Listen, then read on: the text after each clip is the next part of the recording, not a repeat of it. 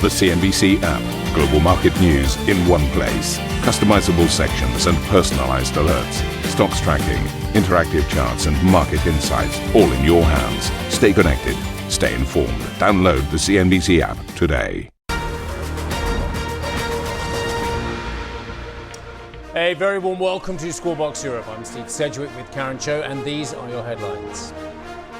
The Senate narrowly passing Trump's sweeping tax and spending bill, with attention now turning back to the House as it races to pass the package. Fed Chair Jerome Powell appearing to push back at pressure from President Trump, telling the Sintra forum the Fed would have cut rates further by this stage if it had not been for tariffs. In effect, we went on hold when we saw the size of the tariffs and essentially all inflation forecasts for the United States went up materially as a consequence of the tariffs. So we didn't overreact. In fact, we didn't react at all. Shares in AstraZeneca pop in Tuesday's session after the Times reports CEO Pascal Soriot is looking at moving the pharma giant's listing from London to the United States. Santander swoops in for Sabadell's UK unit TSB in a deal worth just over £2.5 billion, firming up the lender's UK footprint, while Sabadell fends off a takeover from BBVA. We'll hear from the Santander CFO later this hour.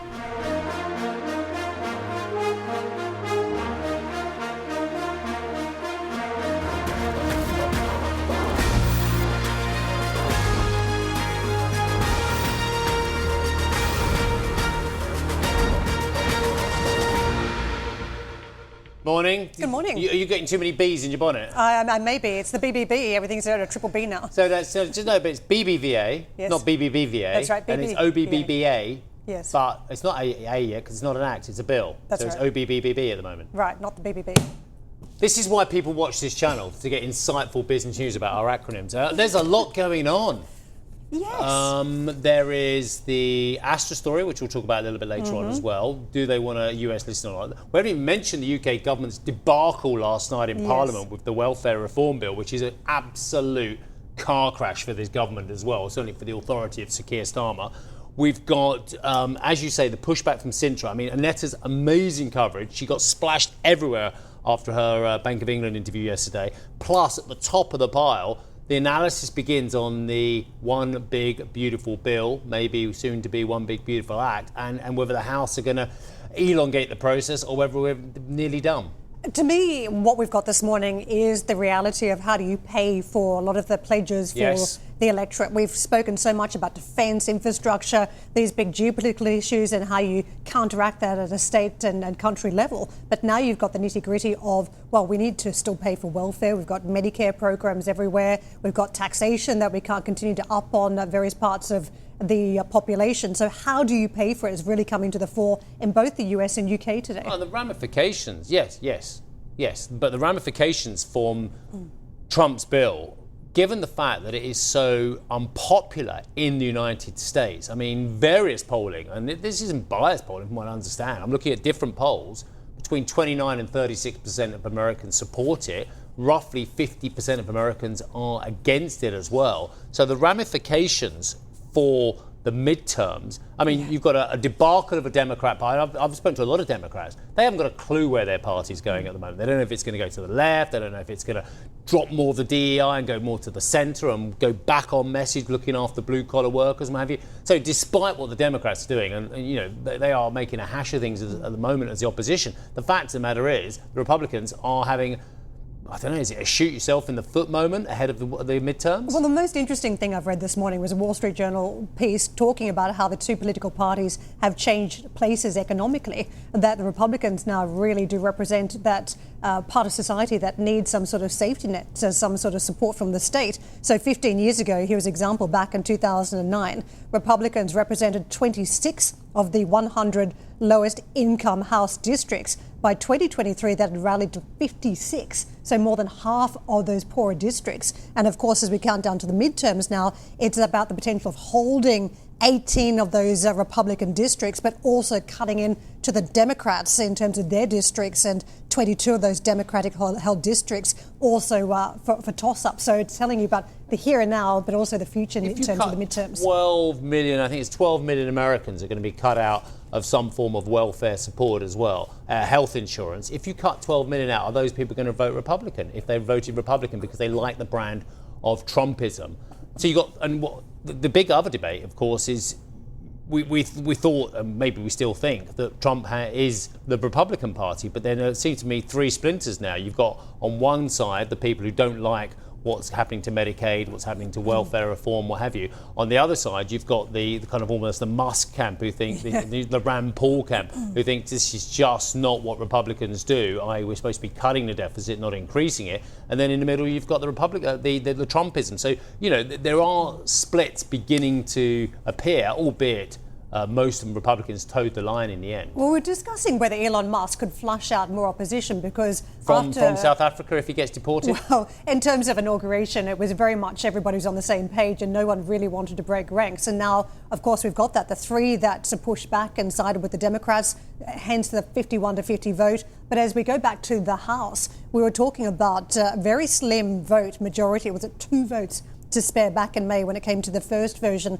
of the House? Now suggestions that you will have several Republicans that will push back. So by numbers, that suggests the opposition is coming out to push back against Trump. Absolutely fascinating stage. And it's interesting that we've both mentioned the midterms as well. It's a long way off, but maybe this sets the scene. So the Senate has passed President Trump's big budget bill after days of negotiations and lengthy overnight sessions. The Vice President, J.D. Vance, he actually cast the tie-breaking vote with the senators split 50-50. 3 Republican senators voted against the bill, whilst other key holdouts were won over by last-minute concessions. The bill now returns to the House, as Karen mentioned, with some lawmakers there criticising changes made by the Senate. The House Speaker, Mike Johnson, can afford to lose only 3 Republican votes to pass the legislation. Now, as we've been saying, the non-partisan Congressional Budget Office most recent estimate, non-partisan, says the Senate's budget bill will add $3.3 trillion, there or thereabouts, to U.S. deficits over the next 10 years. And it's a figure which gets the deficit somewhere in the region around 7%, according to a lot of the data I've been reading, as opposed to the 3% target. Republican lawmakers have criticised, of course they have, the group's methodology. US President Donald Trump says he is not thinking of extending a pause on tariffs beyond next week's July 9 deadline and will send letters to countries which do not reach a deal, notifying them of the rate that they will face. Trump signalled the US is close to a deal with India, but again cast doubt on the likelihood of a pact with Japan, saying the country is very spoiled. The ECB forum on central banking enters its final day in Sintra after 2 days where uncertainty has been the operative word, with Fed Chair Jerome Powell now also leaning into the debate. And let's get out to Annetta for more from Sintra. Annetta, we know that Jerome Powell has tried to stay as apolitical as possible, which is almost an impossible act given how Trump has been attacking Powell from every angle. But Powell also pushing back in the overnight window, really talking about the fact that the Fed possibly would have been cutting rates if not for the tariffs. Yes, exactly. I think the tariffs and the inserted uncertainty for the world economy is actually the biggest topic for all central banks across the world. And he actually was asked during the panel whether he had acted differently were there not the tariffs or the Liberation Day. And he said probably yes. Take a listen. We went on hold when we saw the size of the tariffs and essentially all inflation forecasts for the United States went up materially as a consequence of the tariffs. So we didn't overreact. In fact, we didn't react at all. We're simply taking some time. As long as the U.S. economy is in solid shape, we think the prudent thing to do is to wait and learn more and see what those effects might be. And again, they haven't really shown up. So for now, we're waiting. In another part of that panel, he though also was saying that a rate cut is not off the table, so all options are possible for July. And he, again, as the ECB and other central banks, reiterated that it's all more or less data dependent. They look at the data and then decide. So I guess, of course, he got as political as possible in his answer when he was talking about the tariffs, but then also said, listen, we look at the situation and then we'll decide. And that's what the others are doing as well. The ECB is mirroring that stance as well. We've been hearing from Philip Lane yesterday that they are kind of done when it comes to the past inflationary shock, but they look at the current shocks and make their mind up whether more monetary easing is actually needed, given the high uncertainty for the economy. And of course, there's a major concern, at least here for the euro area, that the economy as such could fall back to the state before COVID, where there was a lackluster economic activity, and the rates which are appropriate for such an economy might actually need to be much lower. So the key concern is here in Europe, at least, how to revive that economy. And there's much hope that the huge fiscal package coming out of Germany is doing a certain kind of trick. And there's also much hope that there is now enough political will in Brussels to really cut down on red tape and improve the situation of the common market, so less fragmentation. We've been hearing that for many, many years. So the key question, I think, here for Europe is whether they really have enough political will to change things and to revive that European economy. If not, the appropriate probably level of interest rates will be a little lower than this 2% we are currently looking at when it comes to the deposit rate. Netta, one of the big issues for the central bankers at this stage is just how quickly the data is unwinding, whether the investment decisions by businesses, whether consumers are now holding back. There was a little bit of reporting from the likes of ING this week that they've seen a fairly fundamental shift. What are you hearing from the central bankers about that, given the uncertainty with the tariffs? That's the same, actually. The debate is taking place here in Sintra as well. They, of course, talk a lot about inflation. And here as well, it's the same story as with investments. Inflation can or is expected to be much more volatile in the future because of certain shocks, be it the energy, be it AI, be it other shocks. And what they all think, they need to look through blips, as they call it, and then make their mind up on a more medium-term perspective. But of course, when it comes to attracting investments, it's crucial here for the euro area, and it's crucial that the investments are here to stay, and that's not just a moment where actually Europe is en vogue, because the United States seems to be not a very attractive place these days. So I think everybody is kind of aware of that things really need to change. But here, it's just monetary policy maker. They like to talk about fiscal issues as well, but they don't have a say on it. It needs to be done by the leaders in Brussels. So what we're hearing here, it's just recommendations from the monetary policy field, who of course are saying we only can do the monetary policy side of things, i.e. setting interest rates, but to revive the economy, this really has to be done through structural changes. But I'm covering the ECB for many, many years, and that has been the topic for many years in Europe. There's a lack of political will for real change, and the key question is, as I said before, whether this is different this time around. Annetta, thank you so much for that. Coming up on the show, UK Prime Minister Keir Starmer secures parliamentary support for his controversial welfare bill, surviving an open revolt, plus a potential major blow to London's capital markets as AstraZeneca reportedly eyes moving its stock listing to the United States. And Santander shells out £2.7 billion for UK high street lender TSB. We'll talk through the deal with the CFO of the Spanish lender, Jose Garcia Cantera, at 7:45 London time.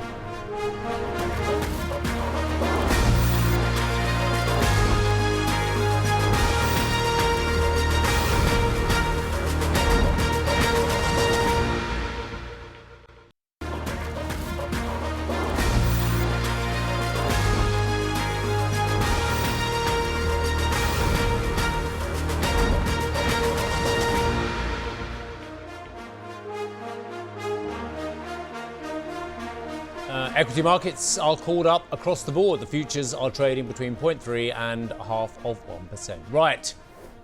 The Prime Minister of the UK, does he have any power still? Well, yes, but how much is it eroded? Quite a lot. He's now secured, though, parliamentary support for his controversial welfare bill, but only after a last-minute climb down, ditching key elements including plans to tighten eligibility criteria for welfare benefits. 49 Labour MPs still voted against the bill, but the U-turn managed to stave off a larger-scale rebellion. In their original form, the government had estimated reforms would cut £5 billion from the welfare budget by 2029-2030 fiscal year, when the government's fiscal rules require it to run a balanced day-to-day budget. Now the Resolution Foundation estimates, now this is important, it estimates the bill will cost the government around £200 million. I'm going to stay on this board for one more minute, because sometimes the board tell a brilliant story. £5 billion savings, for a government that was in a fiscal straitjacket is now going to be a cost. Someone tell me how that works. Annually, by that point. Adding more pressure on the Chancellor, Rachel Reeves, her authority. What's going on there? She's got to find tax rises or more spending cuts in her autumn budget. Andrew Wishart is senior UK economist at Berenberg. Andrew, good morning to you, sir. They've caved in on welfare. They've caved in on winter fuel. Are they going to cave in on child cap benefits as well? Maybe. They've got extra spending on the defence budget. The trade war's costing them more money potentially because, of course, we're getting tariffs on UK goods going abroad, which is going to have an effect at some stage as well. Is this government in deep trouble financially? I think if they do fail to come back to welfare, then yes, they are in deep trouble. But that's done, isn't it, Andrew? Sorry, you've gone right in on the key issue. Welfare is done now. The rebels have got the Prime Minister and the Chancellor of the Exchequer in a chokehold, haven't they? So I wouldn't put this all down to the sort of makeup of Parliament and it being impossible to get welfare reform through. I think this is a result of the fiscal rules themselves and how the government had to rush through a reform that the OBR would give them credit for in order to stay within the fiscal rules in the spring, and now that's come back to bite them. So, we can see when we look at, the welfare bill, it's rising far more quickly than in other countries. The caseload has gone up rapidly, 30 to 45% since 2019. That has to be dealt with, and because it's been done in the wrong way, now we are questioning whether they will have any success on that. But bringing it back to a large part of our core viewership, they are going to look at this and they're going to be worried about gilts anyway. And you've already dangled the carrot that the Chancellor of the Exchequer will loosen her fiscal rules as a way out of this straitjacket so that she can invest more, so she can spend more. If she does that, our viewers who are buying and selling these products on the screen, thank you for getting them up, by the way, everybody, our viewers are going to start worrying about those products and how confident they are at buying certainly the 10 and the 30 year, possibly even shorter dated than that. Yeah, absolutely. I think that you're right that the UK already has the highest yields out of any developed market, and this is going to add concerns about, as you say, the longer term fiscal sustainability. Among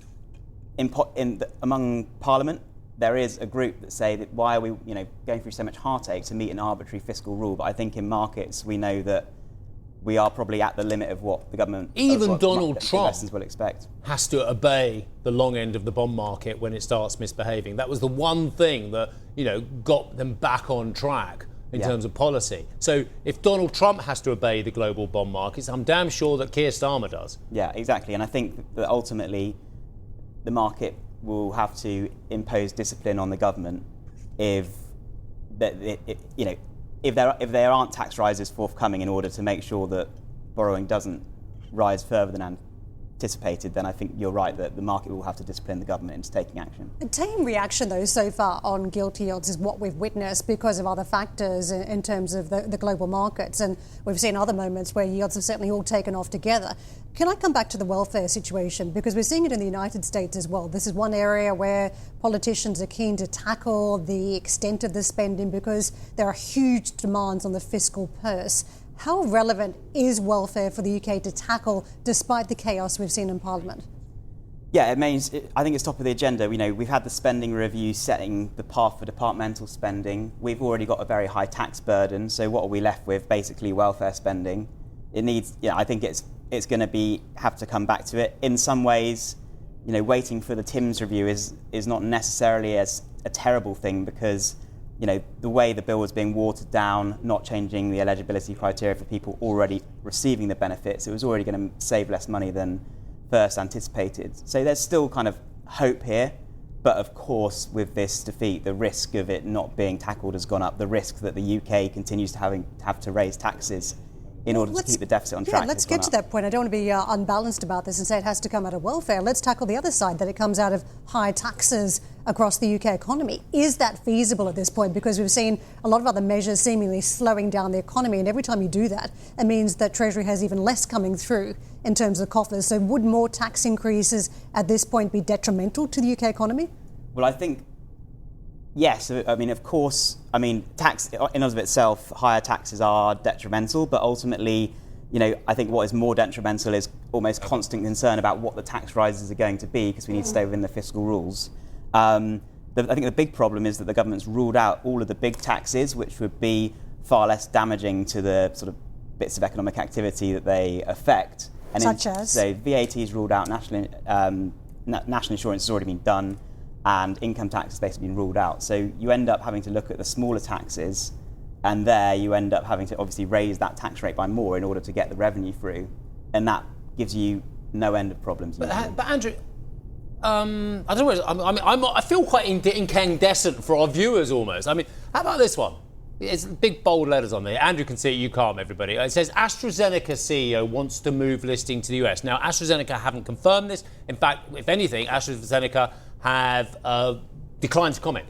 But there are apparently private conversations. Well, Pascal Soriot, I would argue one of the most important businessmen in Britain. He's run AstraZeneca, which is a brilliant company, since 2012. He's fed up with the regulations here. He's fed up with the tax regime.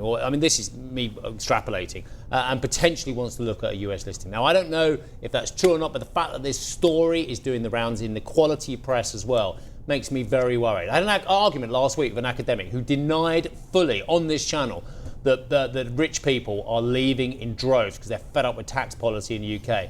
We know anecdotally, we know the survey data, and we can see it in the hard data. It is happening as well, despite the academic who was politically blinkered. Luckily, I'm not politically blinkered. I think they're all pretty awful at the moment. But the point is, things are happening, and if they raise taxes, this is going to get worse for the UK. Yeah, I completely agree. I think there's this real tension between the government's, plan for growth, as the number one priority, and then all the things that it almost can't see that it's doing to prevent that. So the tax hikes that are now likely because they can't seem to control public spending, and then again on we've had a whole industrial strategy piece out last week that just is a sticking plaster kind of on the energy costs issue. So there seems to be this disconnect between the government trying to sort of intervene here and there to make things better, but it's doing that by just spending money on these problems. We really need to go down sort of root and branch and get and I think a lot of it does stem from the public finances, because if you can cut spending or even raise taxes and get the deficit down, then I think that would allow the Bank of England to cut a bit faster. I think the problem at the moment is that we've got an economy maybe with a little bit of slack in it, but ultimately fiscal spending has risen since this government's come in, and that's preventing the Bank of England from doing more to lower interest rates. So where does defence fit into this broader aspect? Because all we were talking about last week was the UK also trying to lift its commitments to NATO spending. Is this a positive? It comes out of some different budget. We sort of redefine what the rules are. Is that how it works, and is it positive for economic performance in the UK? Well, I think, the defence spending has come out of the international aid budget, so at least what the government has set out so far is not yet going to require higher taxes, but of course if defence remains a high priority further down the line, that's another pressure on the public purse. In terms of defence spending, typically we don't think of it as one of the most productive uses of investment, because it doesn't necessarily kind of support growth and have spillover effects to the wider economy.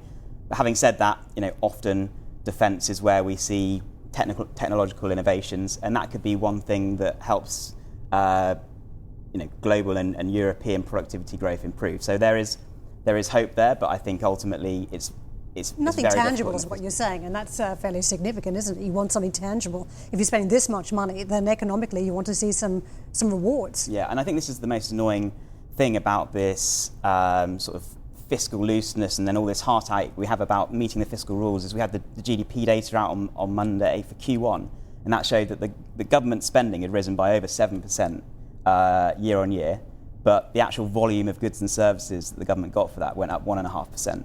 So, they're spending all this money and it's just pushing up the prices of the things that the government's buying, the wages of public sector workers. So, we've got all this difficulty meeting the fiscal rules.